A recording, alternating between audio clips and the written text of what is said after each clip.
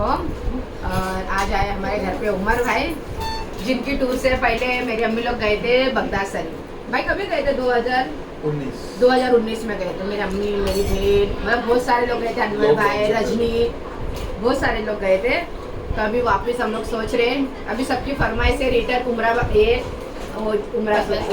Baghdad शरीफ जाएंगे उमर भाई की टूर से, है ना। तो अभी इंशाल्लाह अभी देखो कौन कौन हमारे साथ में जुड़ता है। इतने लोग जुड़ते थे, हम लोग उमरा ही निकल रहा है मेरे मुँह से। बगदाद शरीफ जाएंगे हम लोग उमर भाई के टूर से, है ना। और ये हमारे उमर भाई है, हाँ। और बहुत जल्दी इनके और से भी हमारी मुलाकात होने वाली है ना भाई। हाँ भाई, बोलेगा कुछ? उमर भाई बोलो।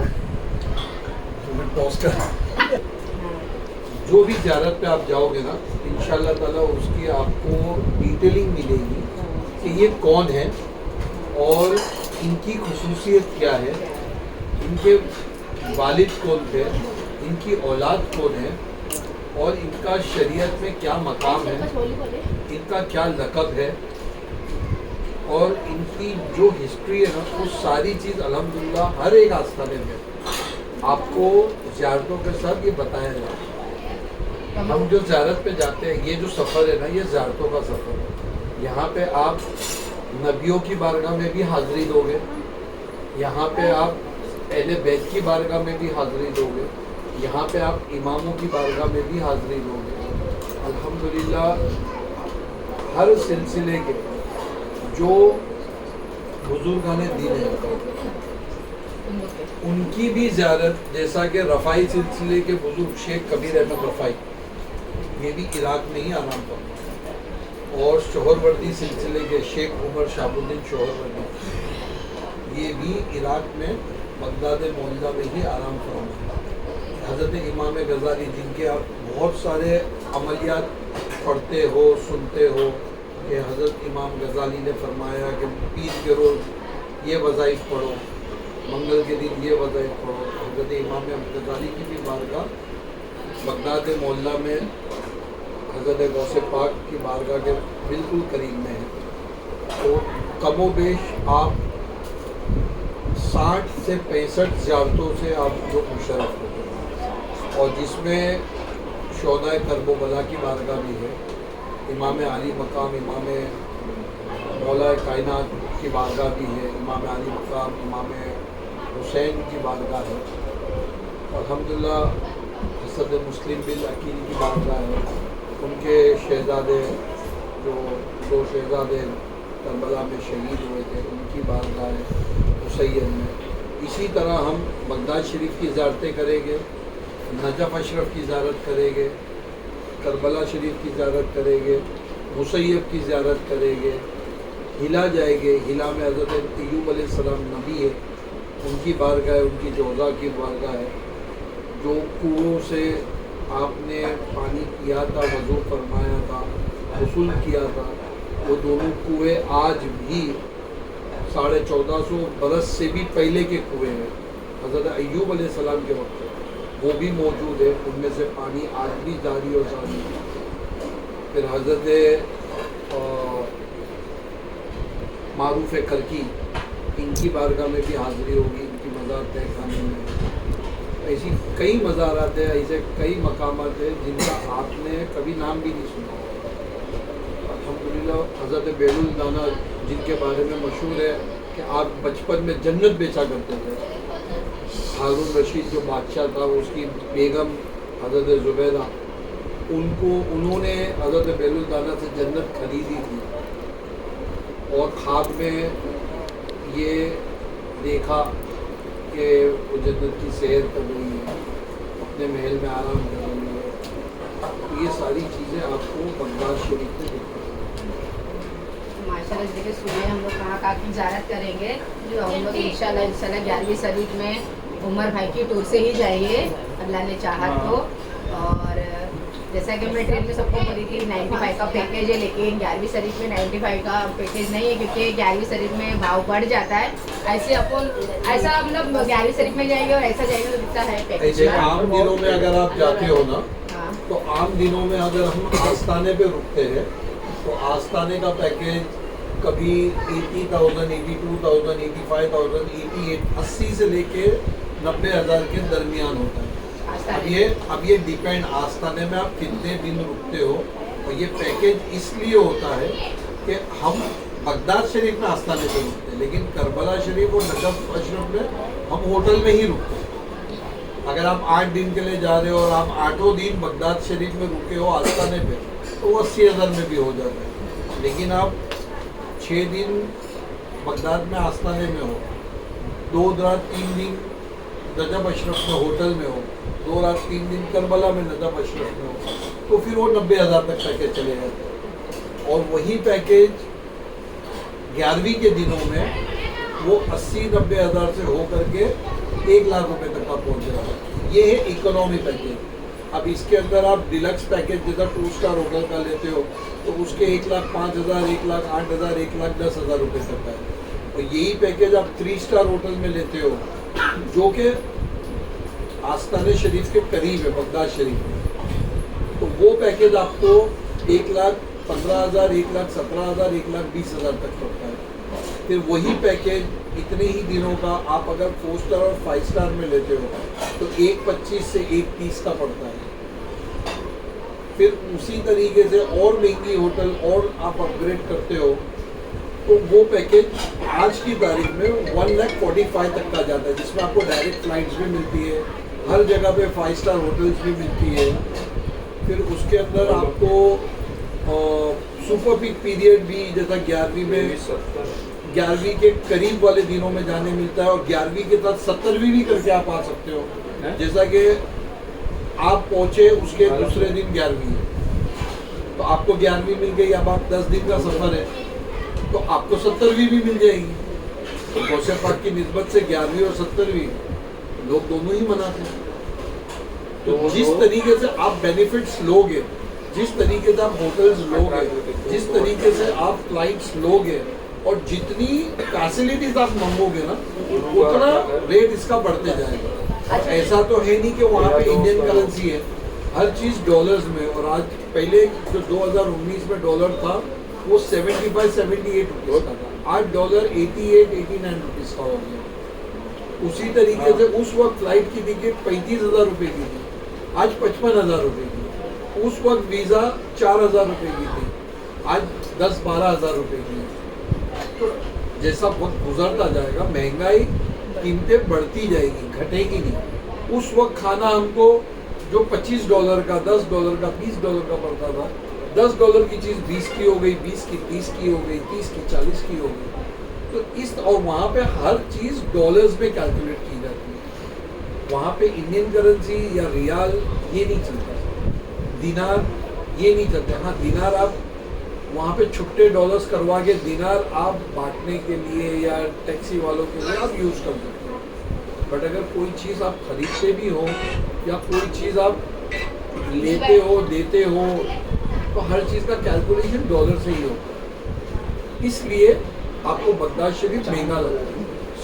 अदरवाइज अक्सर देखा गया है कि लोग 90,000, 1 लाख रुपया खर्चा करने से यूँ कहते हैं कि भाई हम बगदाद, जो जानता है इराक में क्या है, अहले बैत की बारगाहों की हाजिरी क्या है, वलियों के, हुजूर नबी पाक नबियों के बादशाह, शहंशाह, अंबियाओं के ताजदार, उसी तरह गौसे पाक वलियों के बादशाह।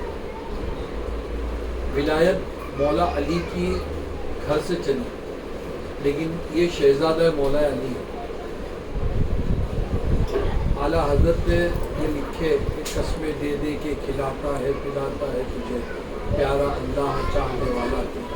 गौसे पाक फरमाते हैं कि मुझे मेरा रब कहता है अब्दुल कादिर खा ले तो मैं खाता हूँ, कि अब्दुल कादिर पी ले तो मैं पीता हूँ।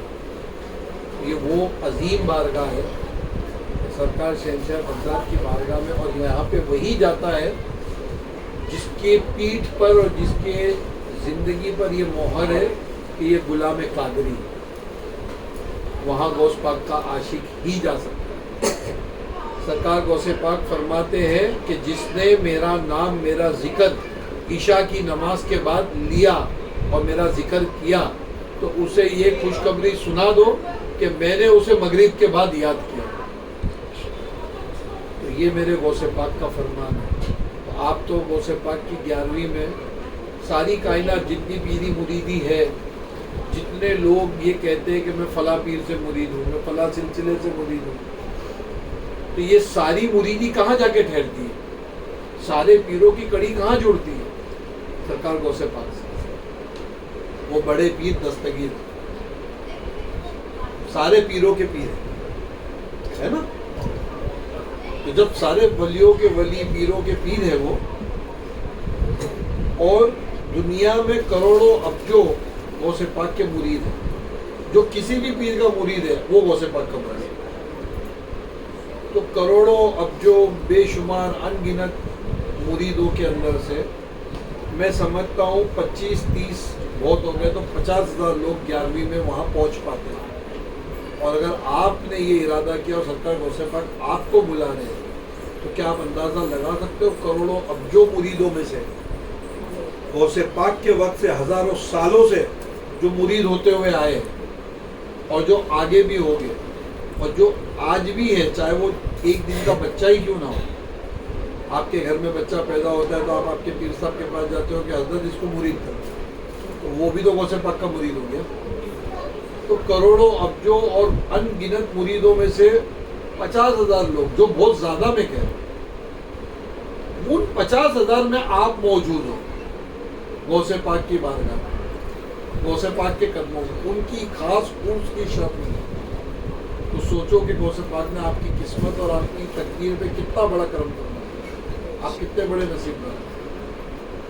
गौसे पाक की बारगाह में हर कोई नहीं जाता, जिसे बुलाया जाता है ना वही जाता है। ये वो बारगाह है, यहाँ जाना बड़े अदब से जाना, यहाँ रहना बड़े अदब से रहना, और ये ध्यान रखना कि तुमसे गलती से भी कोई गलती नहीं, क्योंकि वो जितनी अजीम बारगाह है उसका अदब भी इतना ज़रूरी है और इतना बड़ा। जब हम गौसे पाक की नज़र करते हैं तो एक नियाज है तोशे पाक, तो हर आशिक गौस तोशे पाक की नियाज मनाता है।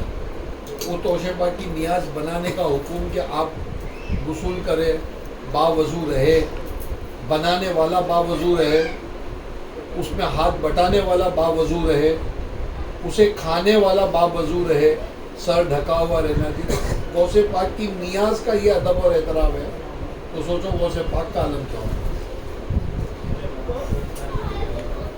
तो ये आप लोग ध्यान रखें, इंशाअल्लाह ताला अल्लाह आप सबको आफियत के साथ बाअदब और मकबूल हाज़िरी नसीब फरमाए। लेकिन ये बात बिल्कुल जहन में नक्श कर ले कि वहाँ जब भी जाए या जब भी किसी भी बुजुर्ग की बारगाह में हाज़िरी हो तो अदब का ख्याल ज़रूरी है। अल्हम्दुलिल्लाह आप लोग नसीबदार हो कि आप लोग आज ये सोच रहे हो कि हमें जाना है, तो सरकार गौसे पाक बुलाएंगे और ज़रूर बुलाएंगे। कदम एक जाना है तो जाना है, बस सरकार कैसे भी बुला ले। इसके लिए इतने दिन से मैं पासपोर्ट पे इतना जोर नहीं डाली थी, बन जाएगा ठीक, मुझे जाने करेगा तो बन जाएगा। देखा अब ऐसा है कि नहीं, अब पासपोर्ट बनाने तो डाल देंगे, अब इंशाल्लाह बन भी जाएगा। अब ऐसा है कि नहीं, अब जाना ही है, अब ऐसा तलब हो गई कि नहीं अब उधर जाना है, तो मतलब जाना ऐसे रहेगा तो फिर ज़रूर ज़रूर अगर मैंने जाने का सब बोली तो मेरे साथ और कितने लोग जुड़ेंगे, हम लोग भी चलेंगे, हम लोग भी चलेंगे।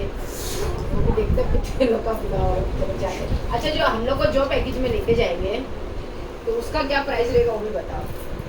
इसका प्राइस मिनिमम अगर आप वाया फ्लाइट्स पे जाते हो तो 1,05,000 रुपया है, और ये 2 स्टार का पैकेज है, ठीक है। और अगर इसी में आप डायरेक्ट फ़्लाइट ऐड कर लेते हो तो ये package direct 2 star hotel with direct flight ये आपको 1,05,000 का पड़ेगा, और 3 star hotel with direct flight ये आपको 1,17,000 रुपये का पड़ेगा। अब इसी के अंदर अगर हम वाया फ्लाइट लेते हैं तो इसमें 5,000 रुपये कम हो जाएंगे। जो 1,05,000 का पैकेज है वो वाया फ्लाइट जो कुवैत एयरवेज की है, एयरलाइन भी बिल्कुल क्वालिटी है, उसके कनेक्शंस भी अच्छे हैं, उसका वेट अलाउंस भी अच्छा है, उसमें आपको खाना पीना और सारी फैसिलिटीज़ भी मिलेगी, हाँ ये है कि बॉम्बे से जब वो इराक जाएगी तो वाया कुवैत जाएगी, और इराक से जब वो बॉम्बे आएगी तो वाया कुवैत आएगी। और यही पैकेज अगर 3 स्टार में वाया फ्लाइट के साथ हम लेते हैं तो वो 1,11,000 रुपये, और डायरेक्ट अगर लोगे तो वो 1,17,000 रुपये का है, और ये 1,05,000 रुपये। तो जैसा कि मैंने ट्रेन में सबको बोली थी वो ना, भाई का पैकेज है जी। तो जैसा भी हम लोग इसके लिए उमर भाई को घर पे बुलाए थे कि हम लोग को भी समझ में आए। नहीं, वो जो आपने पूछे तब 2019 में गए थे जी, तो अब इसको 4-5 साल हो गया, और सही बात है सब चीज़ का प्राइस बढ़ता है। फिर भी मेरे साथ में इतने जो है थोड़े मतलब मिडिल क्लास वाले हम लोग तो जा सकते हैं, अल्लाह ने इतना दिया है, लेकिन जो नहीं जा सकते उसके लिए कुछ थोड़ा बहुत एडजस्ट करेंगे, है ना उमर भाई? इंशाल्लाह हम देखेंगे कि जो बेस्ट हो सकेगा उनके लिए हम नो प्रॉफिट नो लॉस में कर देंगे, कि हम उनसे कमाएंगे नहीं, जो कॉस्ट है वो देंगे। जो गरीब लोग हैं उनके लिए हम इतना कर सकते हैं कि जो जाने की तड़प रखते हैं, जो हैंड टू माउथ है, तो जो हो सकेगा, चाहे वो 1 रुपया हो, चाहे वो 1,000 हो, चाहे वो 10,000, जो उस वक्त बंद पड़ेगा उनके लिए जरूर करेंगे। लेकिन ये मतलब ध्यान में रख के चलो कि डायरेक्ट फ्लाइट है, 3 स्टार होटल है तो उसका 1,17,000 का पैकेज है जी, ना, और अगर 2 स्टार होटल है तो 1,05,000, 5,000। और यही चीज हम वाया फ्लाइट में लेते तो 1,11,000 और 1,00,000 रुपये, है ना। तो हम लोग तो कोशिश करेंगे डायरेक्ट फ्लाइट हो और 3 स्टार होटल हो, और होटल में आस्थाने के से करीब हो। फिर जब चाहे हमारा आधी रात को भी दिल चाहेगा सरकार की ज़ियारत करना, तो हम आधी रात को भी उठ के जा सकते हैं सरकार की ज़ियारत करने के लिए, है और ना? यही पैकेज अगर हम दूर की होटल ले लें, जैसा 16-17 किलोमीटर दूर ताजमीन शरीफ में ले लें, तो ये होटल के अंदर आपको 5,000 रुपये और कम हो जाएगी, 7,000 रुपये और कम हो जाएगी। लेकिन नहीं, हम चाहेंगे कि हमारी होटल आस्थाने के करीब हो, लेकिन जब हमारे आप को ले तो हमको आस्थाना दिखे, है ना? तो उसके जरिए हम लोग करबला और नजफ में तो इंशाल्लाह होटल वैसी ही रहेगी कि आप अल्लाह ने चाहा तो होटल की छत पे चले जाओ या होटल से बाहर आ जाओ, आप उठाओगे ये आस्थाने आपको नजर आएंगे। बगदाद मोहल्ला में जो होटल है हमारी, वो आस्थाने से 1.5 से 2 किलोमीटर की दूरी पे है, लेकिन सबसे करीब सेफ एरिया और अच्छा एरिया जो है वो वही एरिया है जहाँ हमारी सारी होटल है, जहाँ आधी रात से भी आप आ जा सकते हो आस्थाने। वहाँ के 5,000 रुपये टैक्सी वाले लेते हैं, जिसमें 4 लोग आ जा सकते हैं। तो वहाँ के 5,000 जैसा इंडिया के गालिबन 1,000 रुपये, इंडिया के 200 या 300 रुपये होंगे। तो देखो अभी मैंने जैसा कि पूरी डिटेल आप लोगों को बता दी, -300 बोलो। तो जैसा कि आप लोग ने देखे मैंने पूरी डिटेल बता डाली कि कैसा है क्या है, और मैं अभी उमर भाई की इसमें हो सके तो अगर नंबर भी डाल दूंगी, अगर जिसको भी जाना चाहते हो, मैं तो जाऊंगी इंशाल्लाह, मैं मेरी फैमिली लोग जितने जाना चाहते जाएंगे, और अश्विनी भी जाएगी उसमें, और अनवर भाई भी जाएंगे, ये दोनों लोग फिक्स है। हाँ सॉरी, अश्विनी नहीं, रजनी, हमारी रजनी और अनवर भाई, ये 2 जान फिक्स है कि जाएंगे ही जाएंगे।